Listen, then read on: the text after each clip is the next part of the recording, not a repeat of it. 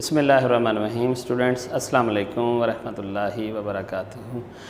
Today's we are going to start charging and discharging of a capacitor.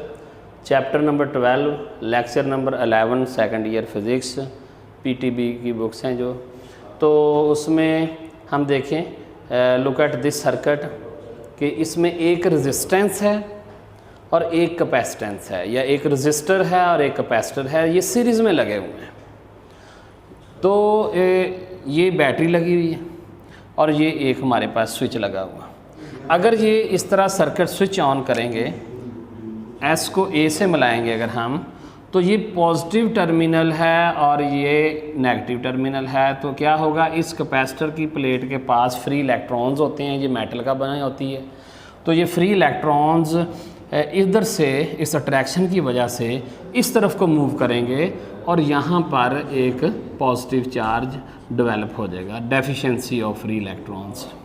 और इसी तरीके से इलेक्ट्रोस्टैटिक इंडक्शन की वजह से ये इधर इलेक्ट्रॉन्स को अट्रैक्ट करेगी। जो इलेक्ट्रॉन यहाँ से मूव होके इस जगह पर आएंगे तो यहाँ पर फ्री इलेक्ट्रॉन्स सबमिट हो जाएंगे, स्टोर हो जाएंगे। तो ये इस तरीके से कैपेसिटर में चार्जिंग होती है। और उस चार्जिंग को अगर हम यहाँ देखें कि ये उसका QT जो ग्राफ है वो हमें नज़र आ रहा है, ये देखें QT ग्राफ, ये चार्जिंग ग्राफ कहलाता है। अगर मैं इस ग्राफ को समझाने से पहले RC लूँ, प्रोडक्ट RC, तो R और C इन दो चीज़ों का जो प्रोडक्ट है इसको हम ना टाइम कांस्टेंट कहते हैं।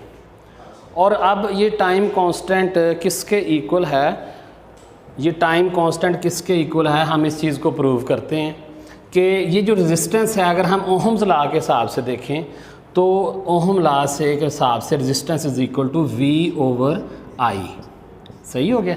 और जो कैपेसिटेंस है Q is equal to CV वाले फार्मूले से देखें तो C is equal to Q/V। तो V से V कट जाएगा और Q/IT और Q/I और Q is equal to IT, ये हमारे पास एक फार्मूला है, I इंटू T/I, ये कट जाएगा तो हमारे पास टाइम बचा। तो इसका मतलब जो RC का जो प्रोडक्ट है वो टाइम कांस्टेंट के इक्वल है। अब हम चलते हैं कि इसमें आप देखें RC की वैल्यू अगर ज़्यादा होगी तो टाइम कांस्टेंट ज़्यादा होगा, यानी कि RC की वैल्यू ज़्यादा होगी, हम कहेंगे कि ज़्यादा टाइम ले रहा है वो चार्जिंग में। और अगर RC की वैल्यू कम होगी हम इसको कहेंगे कि ये स्लो चार्जिंग है। तो इसका जो प्रोडक्ट है वो टाइम कांस्टेंट के इक्वल है। मैं थोड़ा सा ग्राफ में आपको शो करता हूँ। देखें ये चार्जिंग ग्राफ है, इसमें ये जो पीक वैल्यू है ना, ये पीक वैल्यू Q0 के इक्वल है। ये मैक्सिमम चार्ज है जो कैपेसिटर के ऊपर चार्ज हो सकता है, मैक्सिमम इतना चार्ज स्टोर हो सकता है। लेकिन इसमें देखें आप कि हमने एक चीज़ है कि इसका 63% निकालना है। यहाँ तकरीबन 50% होता है, यहाँ कहीं होगा 63%, 0.63 ऑफ Q0, 0.63 ऑफ Q0। अगर इतनी कैपेसिटी स्टोर हो जाएगी, कैपेसिटर में इतना चार्ज स्टोर हो जाएगा, तो हम उसको कहेंगे कि ये देखिएगा, ये जो टाइम निकला इसको हम RC भी कहते हैं और इसको हम T भी कहते हैं। तो 1 यूनिट टाइम में इतना चार्ज स्टोर हो सकता है। अब ये देखें, फिर इसी तरीके से इसमें थोड़ा सा मैं आगे बढ़ाता हूँ। इस कर्व के लिए देखते हैं, यही 63% आगे बढ़ाया तो हमने देखा कि ये यहाँ से यहाँ तक ये जो टाइम है ये ज़्यादा है, RC की वैल्यू इस ग्राफ की ज़्यादा है।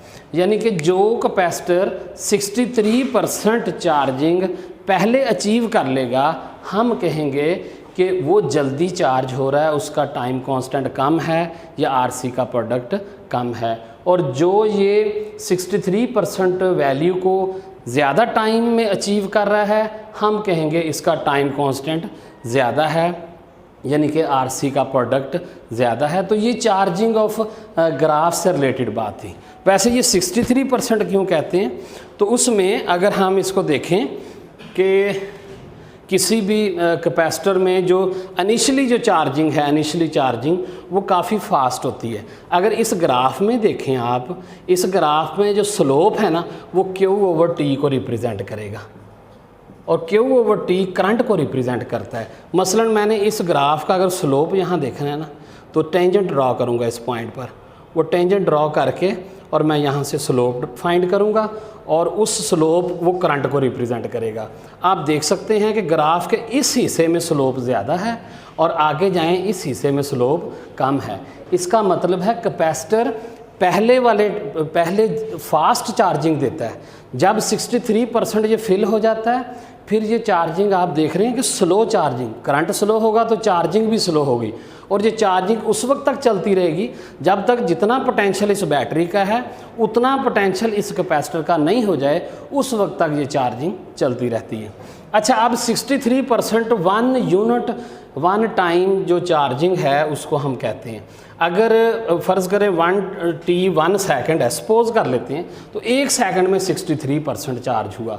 फिर आगे वाली जो चार्जिंग है ना 63% से आगे वाली, वो करंट कम स्लो होने की वजह से, कम होने की वजह से वो चार्जिंग स्लो होगी।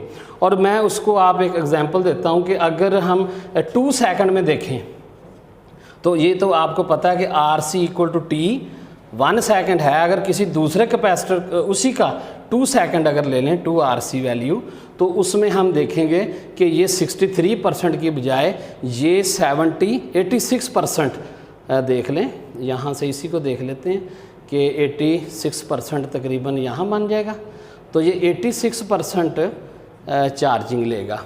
और 2T में अगर इस तरह अगर RC 1 सेकंड है, अगर RC 2 सेकंड है, RC 1 सेकंड है और 2 टाइम में ये हो जाएगा 86%। और इसी तरीके से ये 3T टाइम में फ़र्ज़ करें 3 सेकंड है, तीसरे सेकंड में ये 86 की बजाय 90% या 91% के लगभग हो जाएगा। दोबारा बताता हूँ, पहले टाइम में 63% चार्ज होता है, उतने ही टाइम में ये 86% होता है और फिर उसमें उतना ही टाइम ऐड करते जाएं, 1 सेकंड सपोज हो सकता है ये RC 2 सेकंड निकले, लेकिन अगर 1 सेकंड निकला है तो मैं उस हिसाब से आपको समझाने की कोशिश कर रहा हूँ कि 3T टाइम में ये 91%। और अगर मैं इसको आगे थोड़ा सा और देखूँ कि 4T टाइम में ये तकरीबन 96% चार्ज हो जाएगा कैपेसिटर और यहाँ तक चार्ज हो जाएगा। और 5T टाइम में ये तकरीबन 99% हो जाएगा। ये 5T में है, ये 1T टाइम में, ये 2T टाइम में, ये 3T टाइम में, ये 4T टाइम में और ये 5T टाइम में हम तकरीबन कहते हैं कि कैपेसिटर जो है ना वो फुली चार्ज हो गया, क्योंकि कैपेसिटर को फुली चार्ज होने के लिए इन्फिनिटी टाइम चाहिए। तो खैर अभी हम ये थोड़ा सा वापस टॉपिक में आ जाते हैं। तो ये तो मैं क्वेश्चन का आंसर दे रहा था कि 63% क्यों लेते हैं, क्योंकि 1T टाइम में कैपेसिटर 63% चार्ज होता है। अब हमने अपना स्टैंडर्ड Q0 नहीं रखना, हमने अपना स्टैंडर्ड रखना है कि 63% कैपेसिटर कितने टाइम में चार्ज हो जाता है।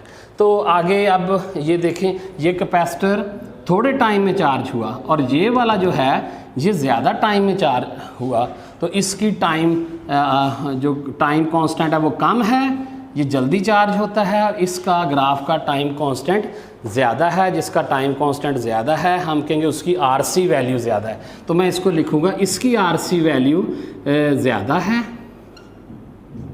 और इसकी जो RC वैल्यू वो स्मॉल है। मैं ये बात इसके लिए लिखूँगा। अच्छा, अब थोड़ा सा हम डिस्चार्जिंग की तरफ चलते हैं। डिस्चार्जिंग में देखें कि मैं अगर यहाँ सर्किट में थोड़ी सी वेरिएशन करता हूँ कि ये एक और वायर आ गई। अब इस स्विच को A से हटा के मैं इस स्विच को इस B पॉइंट के साथ अटैच कर दूँ अगर, तो आप देखें कि ये वाला तो डिस्कनेक्ट हो गया, लेकिन ये वाले हिस्से में इस तरफ को चार्ज फ्लो होना शुरू हो जाएगा इस तरह एंटी क्लॉकवाइज, और उसमें फिर इसमें से ये रेजिस्टेंस में से करंट पास करेगा और डिस्चार्जिंग शुरू हो जाएगी। उसी तरह अब डिस्चार्जिंग का ये ग्राफ है कि ये जो मैक्सिमम वैल्यू है ये है Q0, जैसे यहाँ मैक्सिमम Q0 थी। अब डिस्चार्जिंग का ये ग्राफ है, इसमें ये देख रहे हैं आप, तो इसमें भी 63% तकरीबन यहाँ कहीं बनता है। तो 0.63% चार्ज जब लूज़ होगा उस टाइम को हम टाइम कांस्टेंट कहते हैं। लेकिन वो होगा 63% लूज़, लेकिन ये फिर नीचे से बचेगा 37%। तो कैपेसिटर जब 1 टाइम कांस्टेंट के दौरान, जो हम यहाँ पढ़ रहे थे, 1 टाइम कांस्टेंट के दौरान ये कैपेसिटर 63% डिस्चार्ज होगा, लेकिन उस वक्त कैपेसिटर के अंदर जो चार्ज मौजूद होगा वो 37% होगा तकरीबन, क्योंकि ये वैल्यू थोड़ी सी राउंड ऑफ की हुई है। तो इसी तरीके से तो यहाँ हम इस वैल्यू को लेंगे। अब जो इस वैल्यू में जल्दी पहुँचा, ये थोड़े टाइम में पहुँचा आप देख रहे हैं, तो इसकी आरसी वैल्यू कम है, इसकी आरसी वैल्यू लेस है। और ये वाला कैपेसिटर इस वैल्यू पर लेट पहुँचा, ज़्यादा टाइम उसने लिया, तो इसकी आरसी वैल्यू ज़्यादा है, इसकी आरसी वैल्यू मोर है, इसकी स्मॉल है इस वाले की। तो ये आप देख लें, मैं यहाँ भी लिख देता हूँ, आरसी वैल्यू इसकी ग्रेटर है और इसकी आरसी वैल्यू वो लेस है, स्मॉल है। तो ये इस तरीके से हमें चार्जिंग और डिस्चार्जिंग ख़त्म हुई। तो इसमें बेटे ये एमसीक्यू बनते हैं थोड़े थोड़े जो मैंने आपको मेंशन कर दिए हैं। अगर मैं इसी के हिसाब से कहूँ कि आरसी का जो प्रोडक्ट है, फ़र्ज़ करो रेजिस्टेंस जो है वो 1000 ओम है, सपोज़ कर लेते हैं, और कैपेसिटर जो है वो इसी तरह माइक्रोफैरड या मिलीफैरड में है। इन दोनों का प्रोडक्ट एक आंसर आएगा, उस आंसर को टाइम कांस्टेंट कहते हैं और उसका यूनिट सेकंड होगा। ठीक है, तो वो 1 टाइम कांस्टेंट में 63% कैपेसिटर चार्ज होता है, 2 टाइम कांस्टेंट में 86%, 3 टाइम कांस्टेंट में तकरीबन 91%, 4 टाइम कांस्टेंट में तकरीबन 96%, 5 टाइम कांस्टेंट में 99% कैपेसिटर चार्ज होता है। डिस्चार्जिंग भी इसी तरह, 1 टाइम कांस्टेंट में ये 63% डिस्चार्ज होता है, 2 टाइम कांस्टेंट में 1 टाइम कांस्टेंट में 63% चार्ज होता है और बकिया बचता है 37%। 2 टाइम कांस्टेंट में ये 86% डिस्चार्ज होता है और बकिया बचता है जी 14%, इसमें कैपेसिटर में चार्जिंग रह गई होगी। 3 टाइम कांस्टेंट में 91% डिस्चार्ज हो जाएगा, सिर्फ 9% रह जाएगी। इसी तरीके से जैसे वो सारी यहाँ लिखी हुई है। ओके जी, this is all about today. ये वाला जो शॉर्ट क्वेश्चन है ये बड़ा इंपॉर्टेंट शॉर्ट क्वेश्चन है कि RC is equal to time, या क्वेश्चन समटाइम ये भी आ जाता है कि ohm farad is equal to second, तो इसमें आखिर में आप सेकंड पुट कर दें, तो ये शॉर्ट क्वेश्चन भी, ये एग्जांपल भी है। ओके जी, this is all about today. अस्सलाम वालेकुम व रहमतुल्लाहि व बरकातहू।